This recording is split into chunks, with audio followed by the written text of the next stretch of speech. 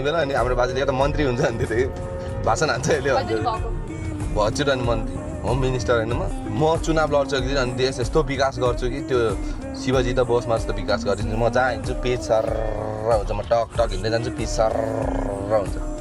मैले $1 ट्रिलियन कमाएँ भने नेपाल टोटल्ली विकास हानिदिन्छु मेरो त्यो पैसाको नेताहरूले 100 वर्षमा गर्न नसकेको कुराहरू म 1 वर्षमा होइन 5 वर्षमा सकाइदिन्छु यसो